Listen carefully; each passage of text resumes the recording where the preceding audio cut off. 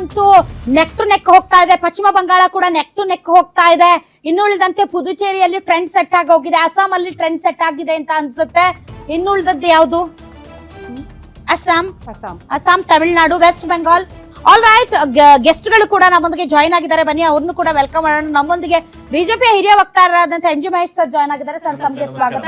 ಇನ್ನು ಕಾಂಗ್ರೆಸ್ ಪಾರ್ಟಿಯಿಂದ ವಿಠಲ್ ಶೆಟ್ಟರ್ ಜಾಯ್ನ್ ಆಗಿದ್ದಾರೆ. ಸರ್ ತಮಗೂ ಸ್ವಾಗತ. ಜೆಡಿಎಸ್ ಇಂದ ಪ್ರಶಾಂತಿ ಅವರು ಜಾಯ್ನ್ ಆಗಿದ್ದಾರೆ.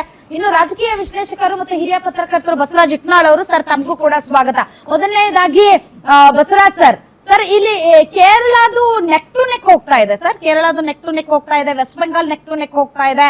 ಇವನ್ ತಮಿಳ್ನಾಡಲ್ಲಿ ಒಂದ್ ಸ್ವಲ್ಪ ಚೇಂಜ್ ಆಗಿದೆ ಅಂತ ಅನ್ಸುತ್ತೆ. ಡಿಎಂಕೆ ಮೋಸ್ಟ್ಲಿ ಸ್ಟಾಲಿನ್ ಕರುಣಾನಿಧಿ ಅವರು ಬರಿದೇ ಇರುವಂತ ಇತಿಹಾಸವನ್ನ ಮರುಸೃಷ್ಟಿ ಮಾಡಕ್ ಹೋಗ್ತಾ ಇದ್ದಾರಾ ಅಂತ.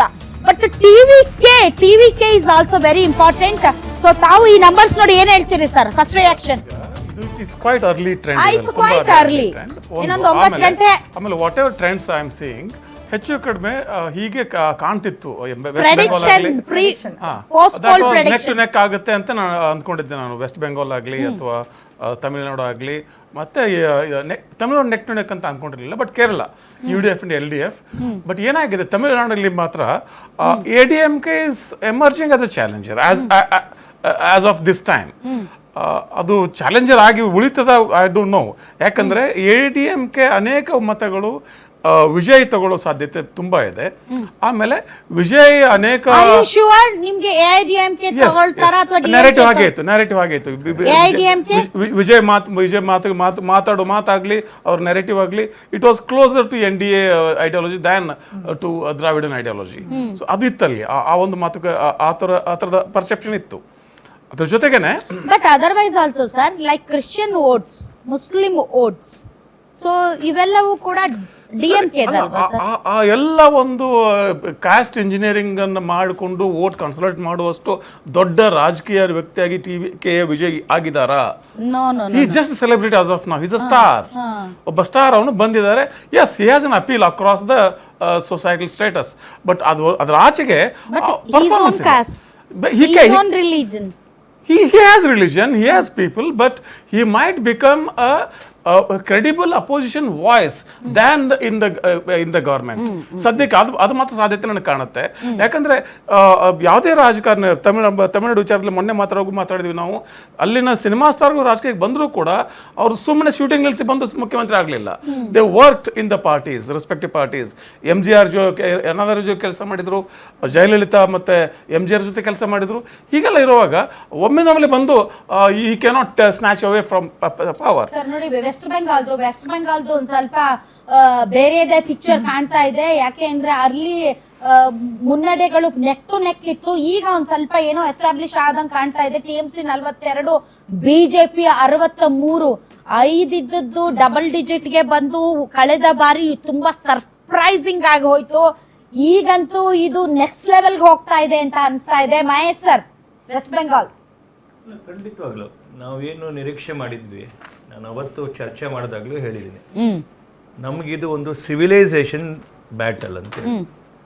ಒಂದು ನಾಗರಿಕತೆ ಏನು ನಮ್ಮ ಶ್ರೇಷ್ಠ ಭಾರತದ ಸಂಸ್ಕೃತಿ ಇದೆ ಅದನ್ನು ಉಳಿಸೋವಂಥ, ನಮ್ಮ ದೇಶ ಉಳಿಸೋವಂಥ ಚುನಾವಣೆ ಇದು. ನಾವೇನು ಜನಗಳಿಗೆ ಹೇಳಿದ್ವಿ, ಮತದಾರನಿಗೆ ಹೇಳಿದ್ವಿ, ಆತ ಕನ್ವಿನ್ಸ್ ಆಗಿದ್ದಾನೆ. ಮೊದಲನೇದು, ನೀವು ಅಲ್ಲಿ ಹೋಗಿದ್ದು ಭ್ರಷ್ಟಾಚಾರದ ವಿರುದ್ಧ, ಅಲ್ಲಿ ನೀವು ಹೋಗಿದ್ದು ಆಡಳಿತ ವಿರೋಧಿ ಅಲೆಯ ವಿರುದ್ಧ. ನಾಗರಿಕತೆ ಎಲ್ಲಿಂದ ಬಂತು?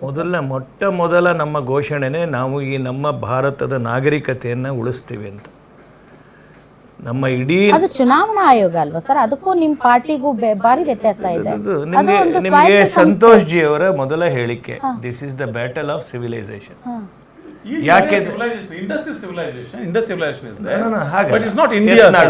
ಸಿವಿಲೈಸೇಷನ್ ಏನಂತಂದ್ರೆ ಇಡೀ ಡೆಮೋಗ್ರಫಿ ಏನಿದೆ ಪಶ್ಚಿಮ ಬಂಗಾಳದು, ಆ ಡೆಮೋಗ್ರಫಿ ಏನು 1942 ಬಾಂಗ್ಲಾ ಏನು ವಿಭಜನೆ ಆಯಿತು, ನಮ್ಮದು ಕಾರ್ಯಸೂಚಿ ಭಾಳ ಚೆನ್ನಾಗಿತ್ತು. ವಂಗ, ಬಂಗ, ಕಾಳಿಂಗ ಅಂತ. ಈ ಮೂರನ್ನು, ವಂಗ ನಮ್ಮ ಕೈಲಿತ್ತು, ಬಂಗ ಬರಬೇಕಾಗಿದೆ, ಕಾಳಿಂಗ ಆಲ್ರೆಡಿ ನಮ್ಮ ಹತ್ರ ಇದೆ, ಒರಿಸ್ಸಾ. ವಂಗ, ಬಂಗ, ಕಾಳಿಂಗ ಅಂತ ಈ ಮೂರು ಥಾಟ್ ಪ್ರೋಸೆಸ್ಸಲ್ಲಿ ನಾವು ಚುನಾವಣೆಯನ್ನು ಎದುರಿಸಿರ್ತಕ್ಕಂಥದ್ದು.